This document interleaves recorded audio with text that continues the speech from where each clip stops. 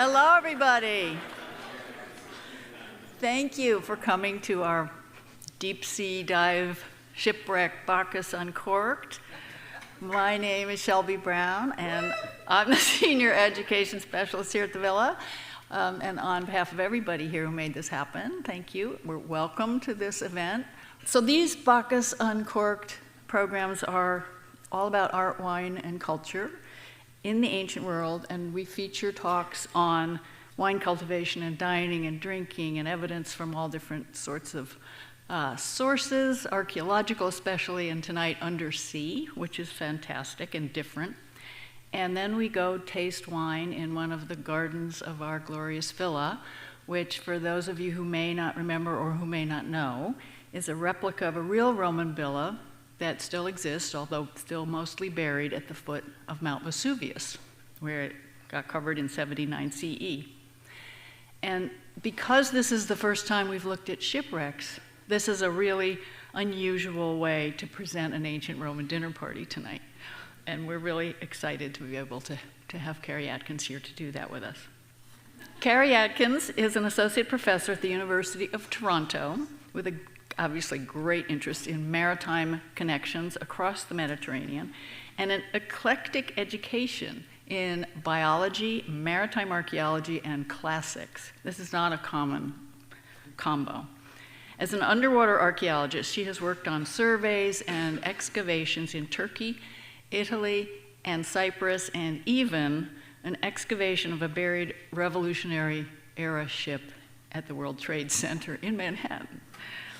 Her recent underwater project provides a study of late Bronze Age anchorage, which is a safe place where ships can drop anchor, on the coast of Cyprus, combining study of the coastline with documenting anchors and artifacts on the seabed.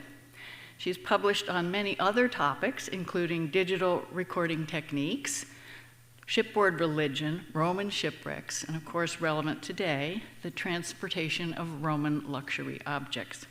And she has a book coming out called Shipping Roman Luxury, Shipwrecks, Networks, and Transportation about 200 BCE to 200 CE with Oxford University Press.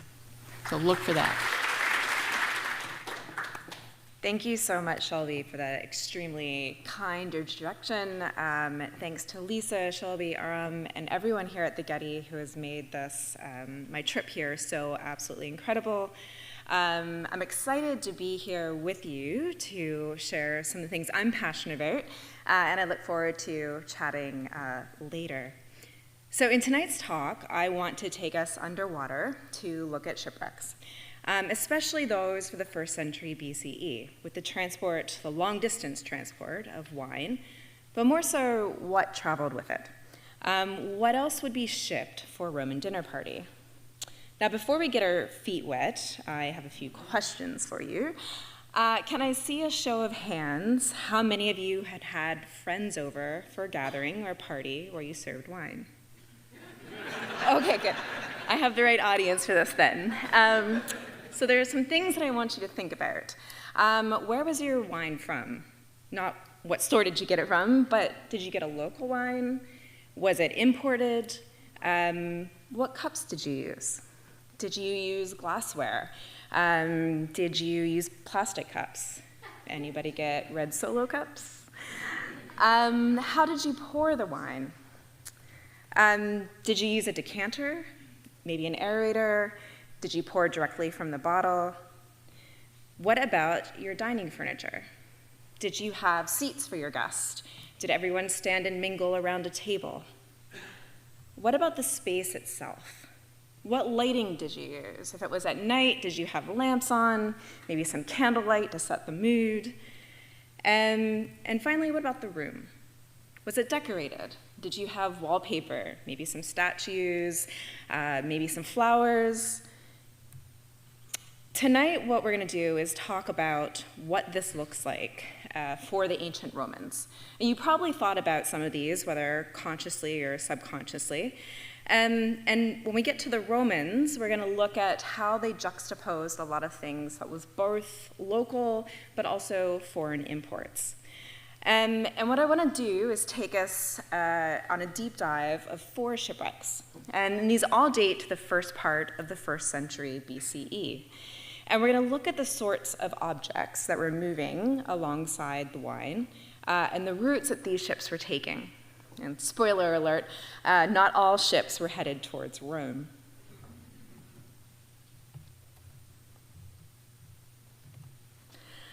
All right, so before we get to our shipwrecks, I want to briefly just look at the cast of characters for the objects that we're going to be looking at from these wrecks. One of the questions I asked you is, where do you get your wine from? Now, in order for us to determine this archaeologically, one of the best pieces of evidence that we have are amphora. And I've shown you 2 of those here on the left side of the screen. These are ceramic materials, ceramic containers that would hold wine. And they were especially for maritime transport. If you see that pointed toe at the bottom, this was for stacking them together on a ship. Otherwise, you would have to lean them up against a wall or in a corner. And we can tell where they're from based on the shape. So for instance, tonight we're going to talk a lot about the one on the left. This is a Dressel 1B amphora, produced primarily in Italy. But you also get different shapes. The one on the right there is from Rhodes, so an island off what's modern-day Turkey. And you can see the shapes are very different. So this is one of the things that we look for. So this is what was transporting the wine. If you look on the far right of the screen, this is a crater. This would be used to mix water and wine together. So the Romans didn't drink their wine just straight up, but it would be mixed. Now, once you had your wine mixed, how did you actually get it to your guests? Well, you could put that in a bucket-type object here on the left. This is called a situla. You could also then use ladles to transfer the wine into pitchers, like that in the middle, which is called an inocuae for pouring wine. And then, of course, how do you actually drink the wine? There are numerous variations, right, on cups. Certainly at the top, we have something like ceramic that you could use. And we're going to look tonight at the bottom there at this glassware. And for the 1st century BC, it was pretty rare to have glass in the Western Mediterranean. This was something that was primarily produced in the Eastern Mediterranean. So for this period, it had to travel long distances.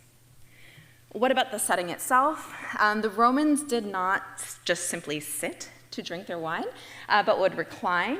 So we're going to look at some couches that are on the left side of the screen here.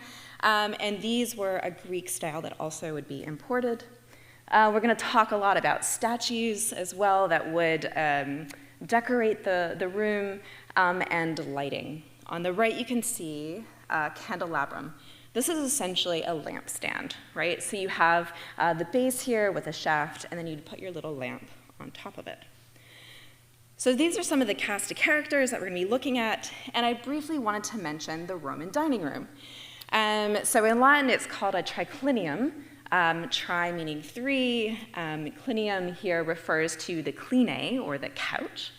And often we look at reconstructions where it's in 3 of them are in a U shape around a table in the center. Archaeological evidence from Pompeii and Herculaneum show that often this isn't always the case. But we're left with a view that you can see down here with a fresco of some couples who are reclining on their couches while enjoying wine. Okay, without further ado, let's dive into our first shipwreck. At some point in the 2 decades preceding 60 BCE, a crew of 3 or 4 sailors set out from the Italian port of Puteoli. This was the major port in Italy at the time. It was where all the ships were coming from abroad. It was a major hub for redistributing goods into Italy as well. So these sailors set out in a 12-meter ship. This is around 40 meters or so, 40 feet or so, so about the size of a school bus. And they set out, they loaded aboard some bronze couches and bronze items that had been imported from Greece. Once they loaded this onto the ship, they set sail up the coastline to another port at Cosa. Cosa was also an important port, but much smaller. Here at Cosa, they loaded some of those Dressel 1B amphora that had been locally made and filled also with local wine. and continued up the coast. Hopefully. There we go. So it continued up the coast a little way, probably using the headlands and bays for cover from storms, wind, since it was a smallish ship. Unfortunately, that didn't protect it, and in the Bay of Fourmigue, it met its end, sinking 58 meters to the sea floor. Now, fast forward to 1981. In the prior year, researchers had learned that the site had been looted, and so they decided to set some rescue excavations to see what still remained. And they dove in January, February, and March, which sounds completely cold, and they dove on the site that we now know as the Fourmigue C shipwreck. Now, the site's really deep, 58 meters. If there are any divers out there, you know this is the maximum limit that you can safely dive, and really only have about 15 minutes of bottom time or so. So a lot of the work they tried to do on the surface, and they even used a decompression chamber to help extend their bottom time. What did they find? They found certainly some of the amphora, the couches, and a lot of different components for it, candelabrum, a bowl that had been produced and manufactured in Italy, as well as a bronze inoque, situla, and even some animal bones, which I don't have time to talk about tonight, but you can ask me about those later, and I'm happy to talk about them. So basically, this is a Roman dinner party, right? Things that you would need to have friends over drinking and eating. And I want to talk through these elements tonight, and let's start in the middle with the Dressel 1B amphora. Now, they recorded 111 of these aboard. It's likely there were much more. The ship probably could have comfortably held around 300. We don't know what had been lost to looting or over time. And this is just a small drop in the bucket compared to thinking about what wine is headed to Gaul at this time. How much wine, you ask? Let's take a slight detour to look at our second shipwreck. That's of Madrague de Giens. This also sank along the coastline of France. Around the same time, this ship got a little further along the coastline, however. From 1972 to 1982, archaeologists undertook one of the earliest systematic excavations of a shipwreck. Based on the remains of the hull, which you can see here in the center, as well as the cargo, it's estimated that it was 35 to 40 meters in length. So this is 3 times the size of the Fourmigue C wreck. So think 3 school buses back to back to back. Its cargo, 6,000 to 7,800 amphora aboard. So this is a massive amount of cargo. If you think of wine bottles, your 750 ml wine bottles today, this would be roughly transporting upwards of 170,000 bottles of wine. So this is quite significant. Now, where were these amphora made? Where was the wine coming from? Likely in this region, very fertile plain of Fondi, between Puteoli and Rome. And researchers have stated this based on the clay, as well as the stamps around amphora, to determine that they were made in at least 3 workshops, and many more merchants would have put wine in these and loaded them on the ship. Now, this makes sense because merchants wouldn't want to put, all their wine on one ship in case it sank, which of course this one did. Still, this represents an inordinate amount of wealth. There's evidence that the ship would have been protected by soldiers or mercenaries. 2 bronze helmets were found aboard. And there's evidence that this ship was also salvaged in antiquity. So that large starn that you see there would have been used by ancient divers who would take these starns to use it to get down to the site really quickly. So once down there, they could arrange for the amphora to be hoisted up to the surface. These divers in Latin are known as jornatores. We have evidence of them working out of several ports. The ship was also transporting other things too. Here I've shown some ceramics that were likely manufactured in the same area as the amphora.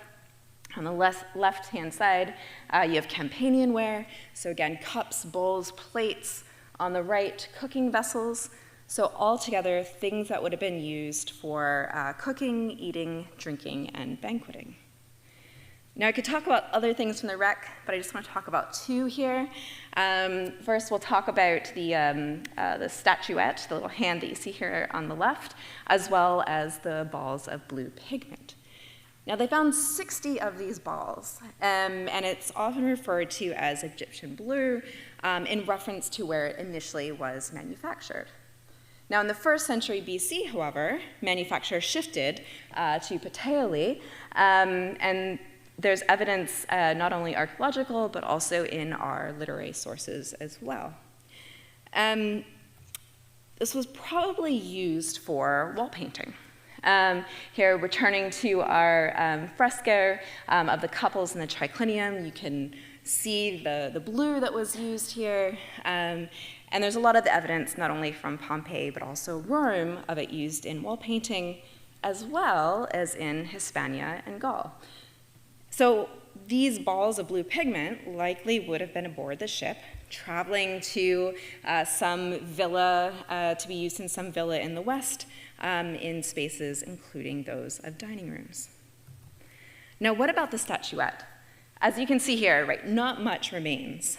It's a hand, a forearm, holding what appears to be grapes. It's only about 15 centimeters or so in length. And if you hold up your own hand and forearm, this corresponds to probably 20 to 25 centimeters. So overall, this is probably just over a meter to a meter and a quarter. Now, often, a figure that would be holding grapes is Bacchus, or the Greek god Dionysus, which makes sense, right? It's fitting given our cargo. And here I've shown you just a few examples of what this statuette could have looked like. The one on the left here is a figurine that's held in the collection here at the Getty. It's only 12 centimeters, so this would have been something that was portable, right? Someone could take it with them. The statuette from the Madrague de Giens ship was probably more akin to the one that's in the center, just over a meter. This one I showed her was found in a villa of the 2nd century Emperor Antoninus Pius, and the arms are all restored. These also ranged in much larger sizes as well, like the one on the right that's over 2 meters. Now, the important thing is, based on the size, it's not meant to be a portable statuette. We know that sailors traveled with figurines, travelers as well could take deities with them, but this one was likely headed to a wealthy owner in Gaul, so he could set it up in his villa to show off his aesthetic appreciations and his cultural knowledge. But this makes me think about the importance and origin of statues overall. And the collection here at the Getty is a fantastic, gives phenomenal examples of that. And I want to just briefly talk about these two that are linked to the Villa of the Papyri. They're the same subject, right? Both about Athena, but done in different ways. The one on the left is made out of Pentelic marble. So it's marble that was quarried near Athens, so it would have been shipped long distances. The one on the right is made out of Carrara marble, so from northern Italy. And this is done in a very Roman style of just a bust. So these juxtapose, really, this foreign and local that are brought together in one villa space. Now, often our evidence from the sea gives us only sparse remains. Here's another example of a statue that was found in the sea without a context in northern Italy. So at best, this can tell us that these bronze statues were being shipped here to an area right outside of central Italy. But we don't know when that was happening. This is where I find our third shipwreck, that at Antikythera, really interesting. So in 1900, a crew of sponge divers were returning home from North Africa, where they spent a season of collecting sponges. And they were returning home when a storm forced them to take their 2 ships to shelter in a bay at the northern end of the island of Antikythera. While they waited, a captain sent down a diver to look for sponges. and his report back was horrifying. He thought they had uncovered a field of rotting corpses emerging from the seabed. Now, the captain dove next, didn't bring back a corpse, thankfully, but brought back the right arm of a bronze statue. In the dim light at 42 meters, the divers mistook these corroded bronze, weathered marble, for corpses. Unless you think I'm reinventing here the history of color photography, this isn't from 1900, but is from the late 90s when a bronze statue was found off the coast of Croatia. This gives you a view of what the divers must have encountered. Now, the Greek government funded expeditions to raise this material in 1900 and 1901. And here on the left, you can see the ship and the large winch that was used to hoist these statues. This was very perilous at 42 meters. This is also rather deep. And there's reports that some of the statues broke off from the lines and actually rolled into deeper water that could not be retrieved. Now, in 1976, the famed explorer Jacques Cousteau returned to the site to document what was still down there and record it. On the upper right, you can see him with some small bronze figurines. I'm going to show you one of those on the next slide. And since 2013, scientists have returned to the site using new technology to record what's down there, and with new techniques for diving so they can actually stay underwater longer. Here you can see them on the bottom right, lifting a bronze spear that was part of a sculptural group.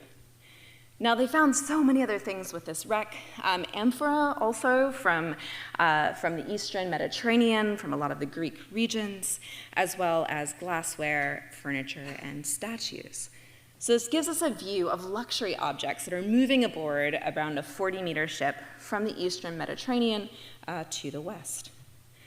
Again, I could easily occupy the rest of our time with this shipwreck, so I'm just going to try to rein in my excitement and focus on the group of three things. First are these sculptures, the statues that were aboard. Now, the shipwreck had at least 10 late classical and Hellenistic bronzes that were anywhere from 300 to 200 years old. So they had already been in place in other contexts when they were loaded aboard the ship. And these also range in size from the larger-than-life-size Antikythera youth on the right to that little bronze statuette in the center. This is one that Jacques Cousteau was holding.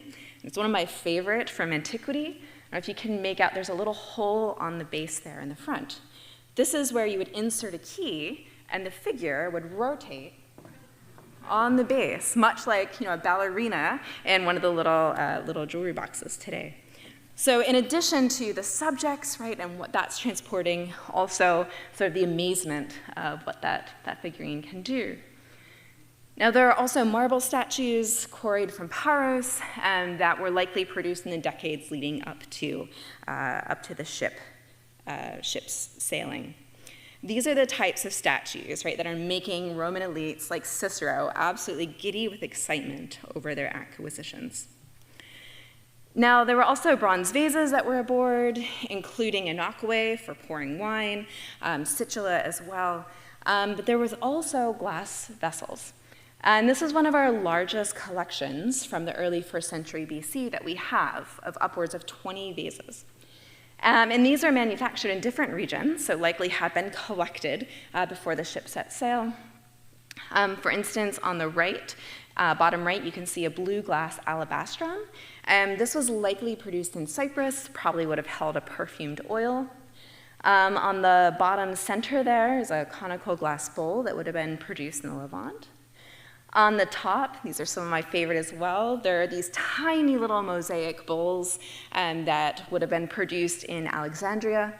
I think these are like our equivalent of our modern pinch bowls, right, that only would have held like a little bit of something. And on the bottom left is a two-handled cup out of green glass. This is referred to as a skyphos and would have been used for drinking wine. Significantly, the ship also preserved couches. And here, these are of the imported Greek type. The Romans, as I mentioned, had different versions too. They had concrete, they had simple wood, but these were the luxury type that would have been imported from the Eastern Mediterranean. And they have these wooden legs with bronze that was put around them, as well as a wooden frame, again, embellished with bronze. And the headrest, or the armrest there at the top, had fulcrum at each end, and these also had appliques that could be quite elaborate. And often, those appliques are what gets preserved. And here are some examples from the Antikythera shipwreck. All these come together to show that there were at least 3 couches that were being transported aboard the ship. But that is also a drop in the bucket for the number of couches that could have been imported. And for that, I'd like to turn to our 4th and final shipwreck, for those of you who are keeping track, of the Mahdia. This wrecked off the coast of Tunisia, was found by sponge divers in 1907, and was also probably upwards of 40 meters. So another really large ship. It was transporting, on the bottom left you can see a diver atop columns. It was transporting 60 to 70 columns made from Pentelic marble, so again from Athens, as well as 28 capitals. I've shown an ionic one here that's just above the diver. They were of different styles, which suggested this probably wasn't headed just towards one building. Now, there were also recycled things too. That frieze that you see, or so the relief that you see up there, was probably 300 years old. So again, it was collected from some sort of Greek monument in order to be sent westward, likely to an elite Roman. There were other things for garden spaces. You can see a marble crater there over on the right, as well as a table. It's highly fragmented down on the bottom. And of course, statues. Now, the other thing the ship preserved that we haven't really talked about yet were bronzes. This ship was transporting at least 16 to 17 bronze vases. And these are really fragmented, not much remains. So I'm showing you here the work of Richard Petrovsky, who's reconstructed them. Just as evidence of how much he was able to reconstruct from how little remained, I've shown you the volute crater there, and all that remains of that are the handles. So everything else he's been able to piece together based on the little remains. But all of these items are things that would be used for a dinner party. Right? The crater for mixing wine, the situla for holding the mixed water and wine together, basins as well, and even on that middle section, you can see ladles. In addition to that, there were also candelabra for illuminating the room. There were 5 of these, and I don't have an image of the shaft, but 2 of these shafts could be extended, so you could actually raise and lower the height of your lamp. The final thing that I want to talk about with this wreck is that of statues. We could talk about many of them, but probably the most famous is this bronze herm of Dionysus. Now, herms are essentially a rectangular, like a post, usually with male genitalia fully on display. On the top, there would usually be a head of Hermes, hence the name Hermes, but here this is one of Dionysus, so the Greek god of wine. And this one is on display in the Bardo Museum in Tunisia. And you might say, wait a minute, I've seen that, and I haven't been to Tunisia. You would be right, because the villa also has an exact replica here as well. And this was copied in antiquity. This is the original one. And the scholar Carole Matouche has shown that these would have come from the same mold. So something that would have been reproduced, and as these show, would have been sent at different times.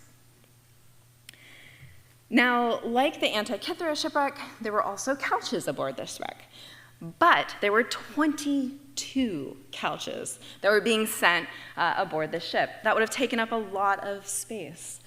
And here I've just shown a few of the remains, some of the fulcra with the geese heads, the Artemis in the center, horse head on the right. The turned legs, each of these components would be made separately. And up there on the top, you can see some Greek letters. Each of these pieces were inscribed. The letters correspond to numbers. This was a way for the workshop to keep track of what they were producing, and probably also to help with assembling the couches. A similar thing was found on the Fourmigue C wreck. And here we're coming to an end here by coming back to that initial 12-meter small ship. So this ship also had those legs, also inscribed with Greek letters. Even some of the same numbers were found aboard this one. And it's been suggested that a similar bronze alloy was used, which indicates that they were probably produced in the same workshop. Here you can also see the fulcra, as well as other components, which suggest that there would have been 6 couches aboard this ship. So all of these things together, if we come back and also think about the bronzes that were found on the Fourmigue C ship, we have things not only like the couches, but also that situla there, the large one in the center. There was another small one that's only preserved in the ivy handle.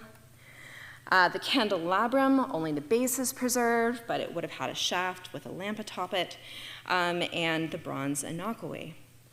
All of these together, especially when we think about the wine, this is a Roman dinner party lost at sea.